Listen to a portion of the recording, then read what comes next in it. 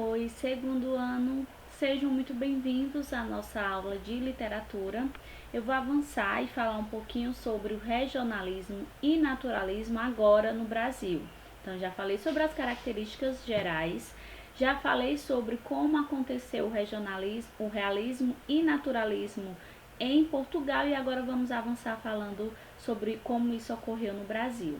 E para começar, trouxe um trecho de Memórias Póstumas de Brás Cubas, do principal autor brasileiro do realismo, Machado de Assis.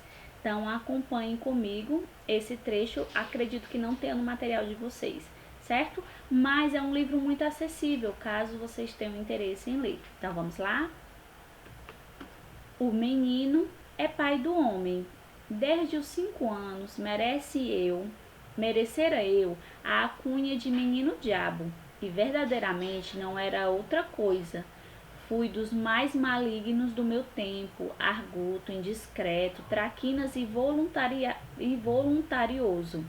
Por exemplo, um dia quebrei a cabeça de uma escrava, porque me negaram a colher do doce de coco que estava fazendo, e não contente com o malefício, deitei um punhado de cinza ao tacho, e não satisfeito da travessura, fui dizer à minha mãe que a escrava é que estragara o doce por pirraça.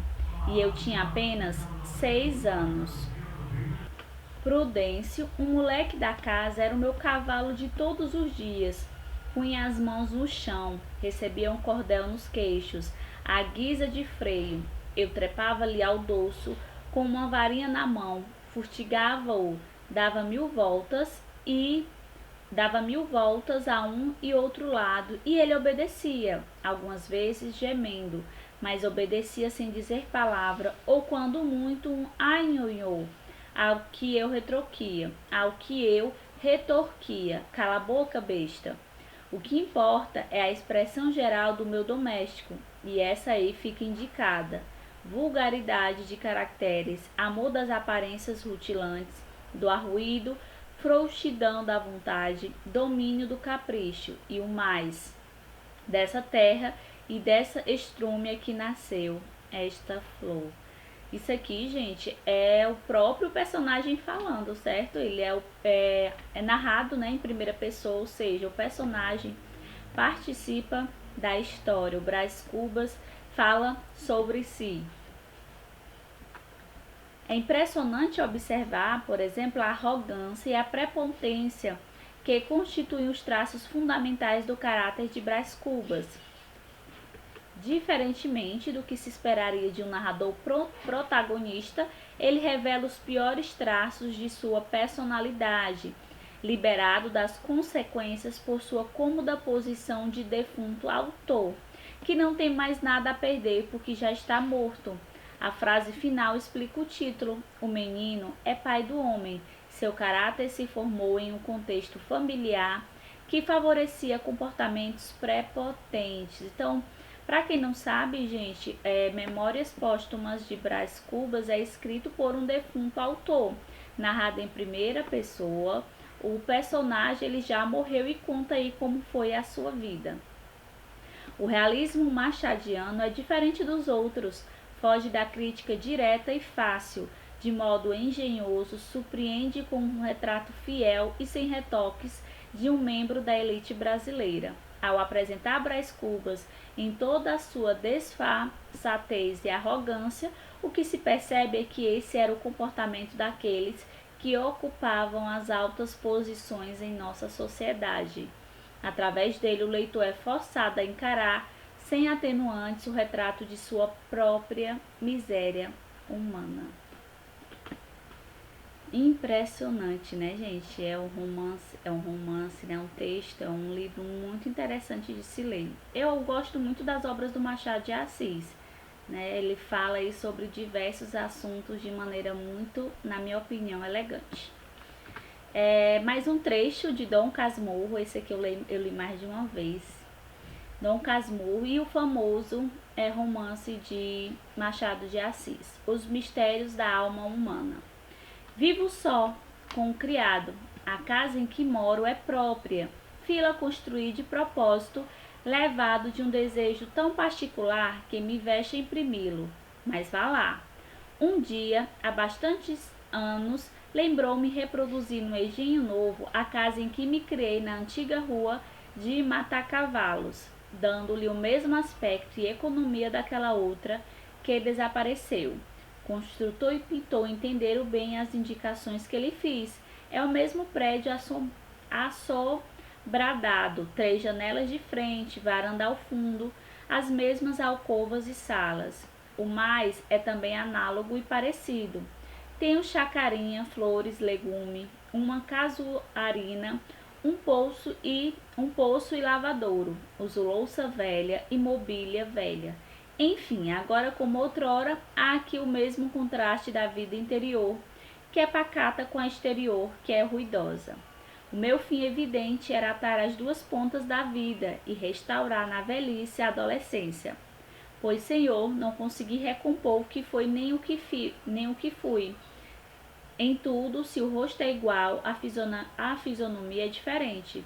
Se só me faltassem os outros, vá. Um homem consola-se mais ou menos das pessoas que perde, mas falto eu mesmo. A esta lacuna é tudo.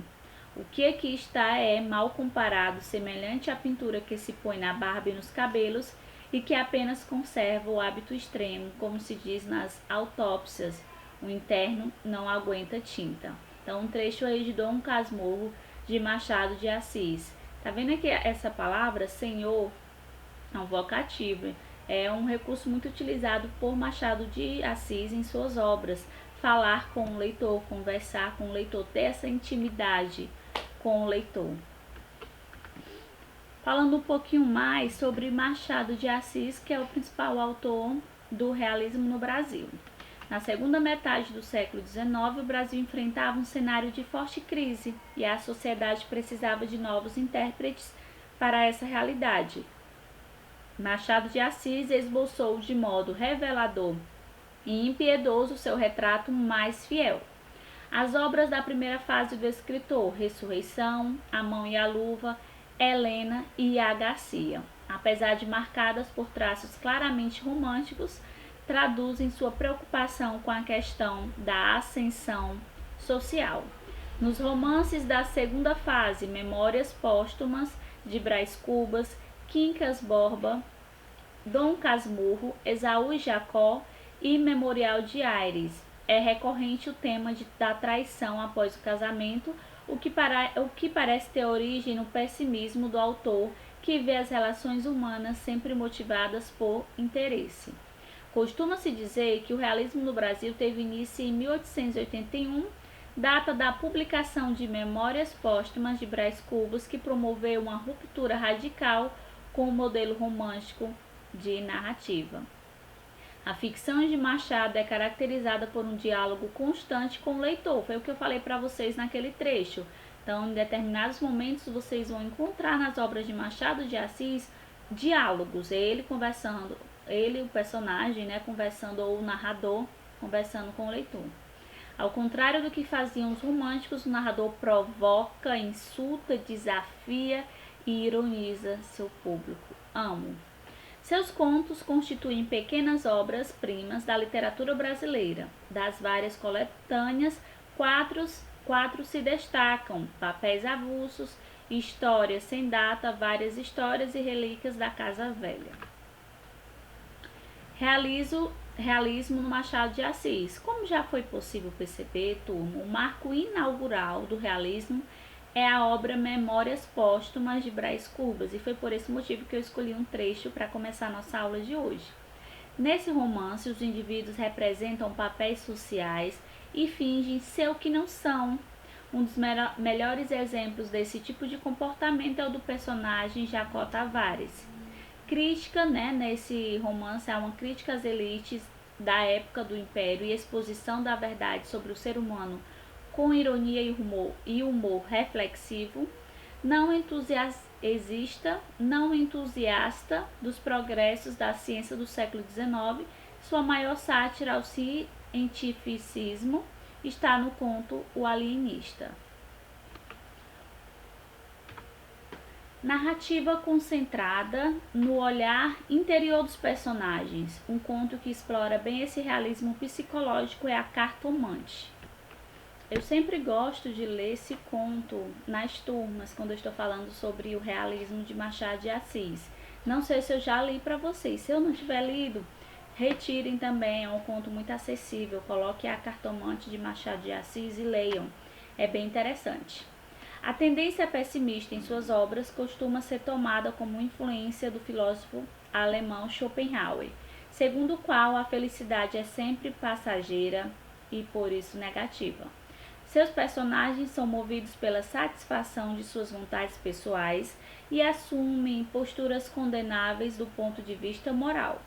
Duas características principais de sua escrita são a digressão e a metalinguagem. Em Dom Casmurro, o narrador Bento Santiago comporta-se como legítimo representante do realismo, procura ser fiel, objetivo e distanciado ao narrar os fatos, mas, paradoxalmente, o domínio absoluto de seu ponto de vista lhe impede a percepção precisa da verdade. A grande personagem de Dom Casmurro é Capitu, que na perspectiva de Bento teria seduzido com seus olhos de cigana oblíqua e dissimulada, definição com a qual o narrador tenta convencer o leitor de que ela, aparentemente respeitável e inocente, na verdade era interesseira. Agora, partindo para o naturalismo de Aloísio Azevedo, um dos autores aí do naturalismo. Procura seduzir o leitor com enredos sensuais e descrições cruas, mostrando a vida real sem pudor. Privilegia o interesse pelas causas naturais da ação humana, associadas à animalização e sexualização de homens e mulheres.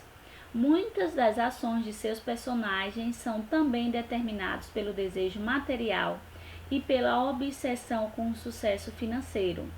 Focaliza o personagem em sua relação com a coletividade, por isso os espaços coletivos ganham forças em suas narrativas.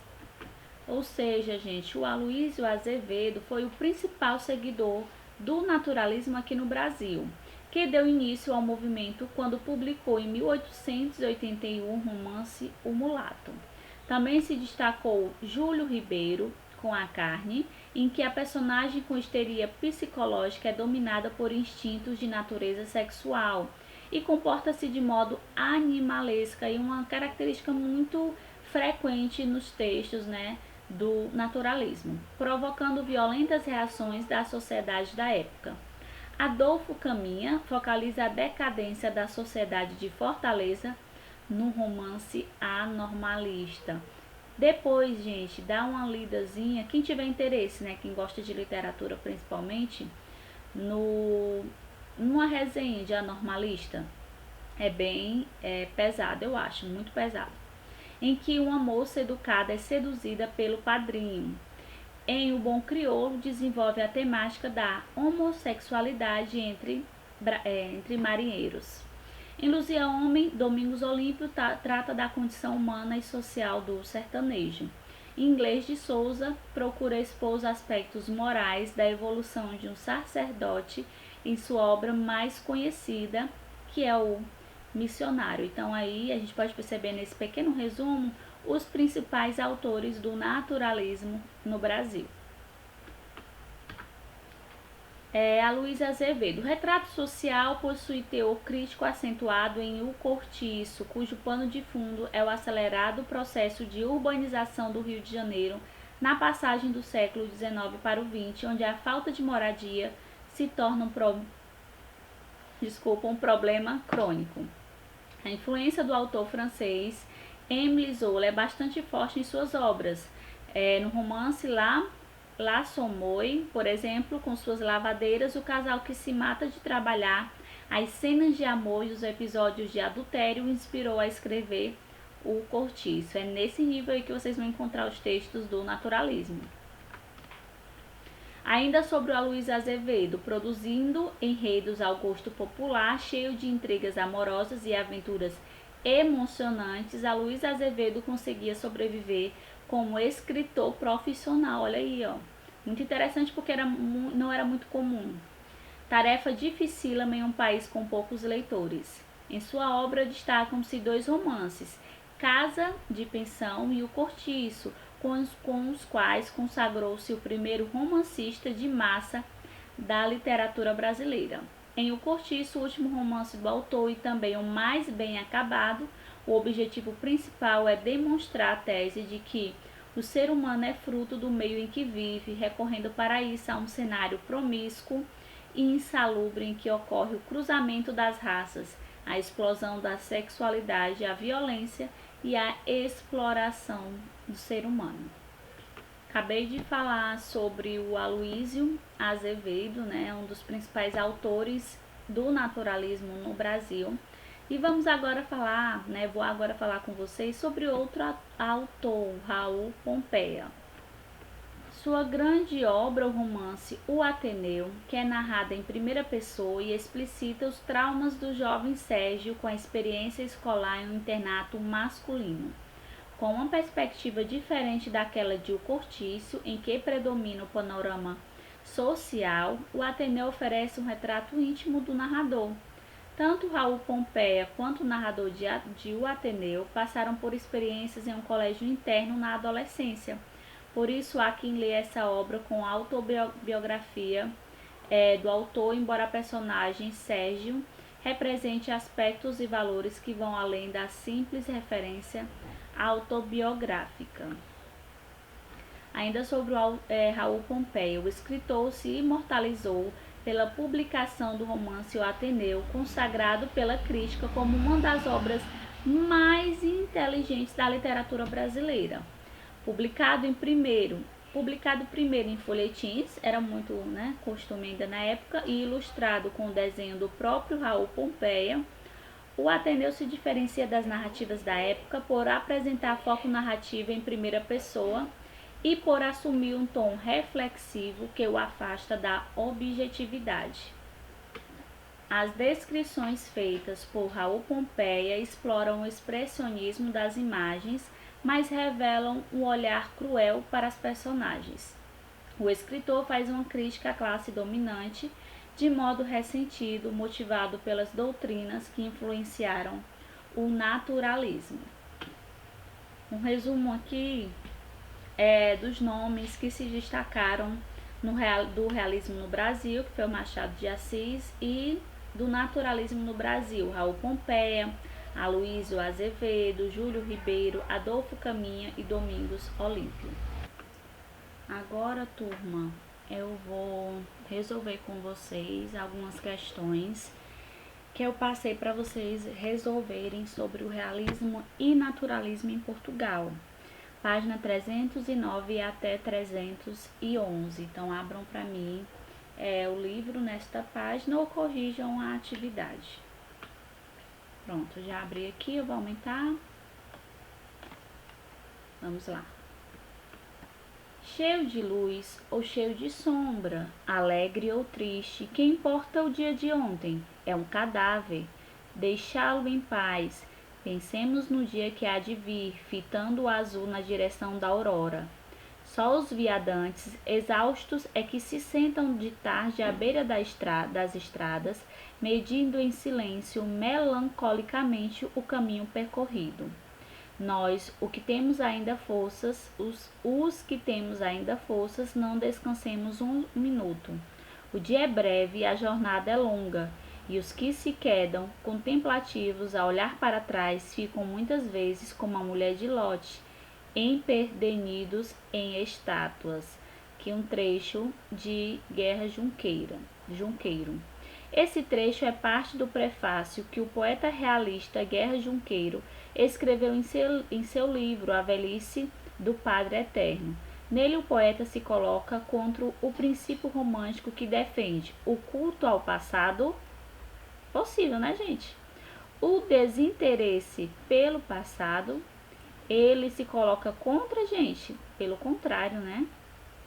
Ele defende o estilo límpido e transparente, a valorização do tempo presente. Cuidado aqui com essa opção. Eu sei que vocês ficariam entre a A e a D, eu acho, né? Deixa eu ver se tem a E. A apologia do sentimento amoroso, nada a ver. Então vamos voltar ao enunciado. Nele o poeta se coloca contra o princípio romântico. Qual é o princípio romântico? O culto ao passado ou a valorização do tempo presente?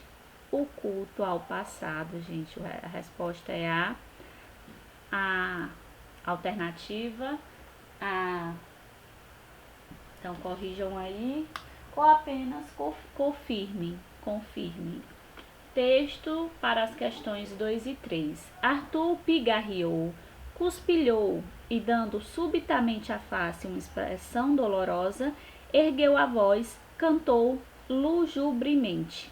Adeus, meu anjo, eu vou partir sem ti. Era uma canção dos tempos românticos de 51 adeus. Dizia uma suprema despedida no bosque por uma tarde pálida de outono. Depois, o homem solitário e précito, gente, é amaldiçoado, que inspirara um amor funesto e errar desgrenhado à beira do mar. Havia uma sepultura esquecida num vale distante. Brancas virgens vinham chorar à claridade do luar. Muito bonito, murmuravam. Arthur cantava esternecido, o olhar vago, mas nos intervalos, durante o acompanhamento, sorria em redor. Na sua boca, cheio de sombra, viam-se os restos de dentes podres. O padre Amaro, ao pé da janela, fumando, contemplava Amélia, enlevado naquela melodia sentimental e mórbida. O seu perfil fino, de contraluz, tinha uma linha luminosa. Destacava harmoniosamente a curva do seu peito, e ele seguia as suas pálpebras de grandes pestanas, que do telhado para a música se erguiam e se abaixavam com um movimento doce. João Eduardo, junto dela, voltava-lhe as folhas da música. Mas Arthur, com a mão sobre o peito, a outra erguida no ar, num gesto desolado e veemente, soltou a última estrofe. E um dia, enfim, deste viver fatal, repousarei na escuridão da campa. Bravo, bravo, exclamaram. É um trecho, né, de O Crime de Padre Amaro, de Eça de Queiroz. Eu também já li esse livro e na época eu não fiquei, né, psicologicamente muito bem. Mas assim, gente, é porque é um livro que fala sobre a relação, né, do Padre Amaro com uma moça. E o final não é muito romântico, né? Claro, né? Faz parte aí do realismo em Portugal. Enfim, não tive uma boa experiência com esse texto, com esse livro, porém é muito bem escrito, né? Não tem como negar que os textos de Eça de Queiroz são muito bem escritos. O trecho transcrito pertence ao romance O Crime de Padre Amaro, obra que segue os mesmos princípios realistas naturalistas de O Primo Basílio. Esse aqui eu vou ler um dia. Embora a melodia executada por Arthur não apareça no trecho, é possível perceber as razões que levaram o narrador a classificá-lo como uma canção dos tempos românticos. Identifique essas razões. Então, assim, para você identificar, teria que revisar aí como foram, né, quais são as características do romantismo. Então, uma sugestão: a expressão se refere ao conteúdo da canção executada por Arthur, repleta de clichês do romantismo: a solidão, a marginalização, o sofrimento, o desespero, a morte, o idealismo e a atmosfera noturna, e algumas das características do romantismo. A postura de Amaro é coerente com o romantismo da música ouvida.